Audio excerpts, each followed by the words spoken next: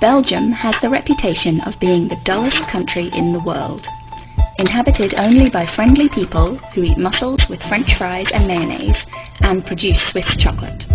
To cut a long story short, which is necessary if you really want to understand why the formerly fourth greatest power in the world is now close to being cut in really very small, shitty pieces, Belgium is definitely, totally, completely boring.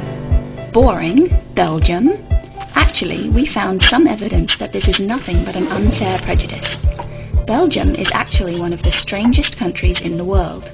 To begin with, they have the only monument that is 20 centimeters high and pisses in front of you. They have the only Prime Minister who, when asked to sing the national anthem, mistakenly sings the French one. They have the only landmark building that's made exclusively of, balls. For over 150 years, Belgium has produced the best experts in engineering the most inefficient political structure.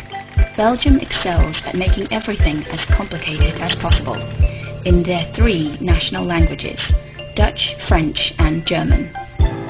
They have one central government. Then they have three regions, each with a government that has as much power as the central government. This is a very good way to make running the country totally impossible. Fortunately, only the region of Brussels in the centre is bilingual in French and Dutch. The Flemish region is monolingual in Dutch.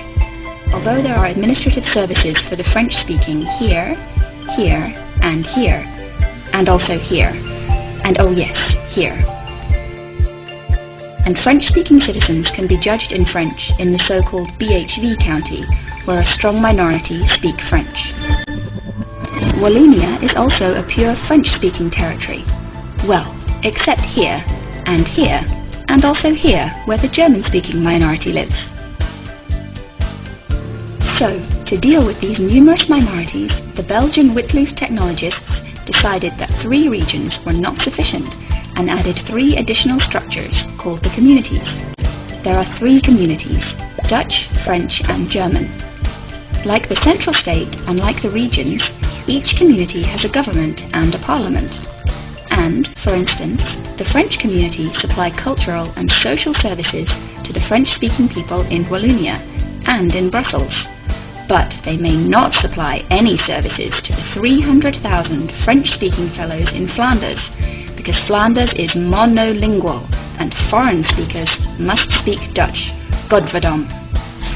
The German community can only act in Wallonia, the French-speaking region, while the Dutch community acts in the Brussels region or in Flanders. So you see, a French-speaking family in Brussels could depend on the central government for granddaddy's pensions, on the French community government for the music academy, the Dutch community government for the children's school, the Brussels government for the garbage recycling, and so on.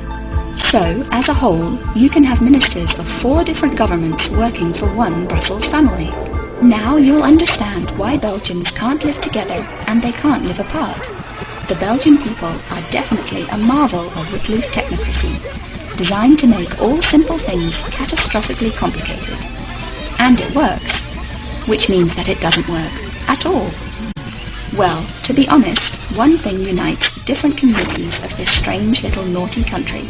They all agree that their national dish is called French fries in English.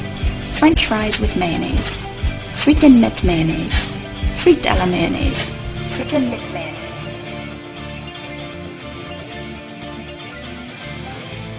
Oh, I forgot. Mr. Van Kouwenberg is a French politician, and Mr. Bourgeois is a Dutch politician.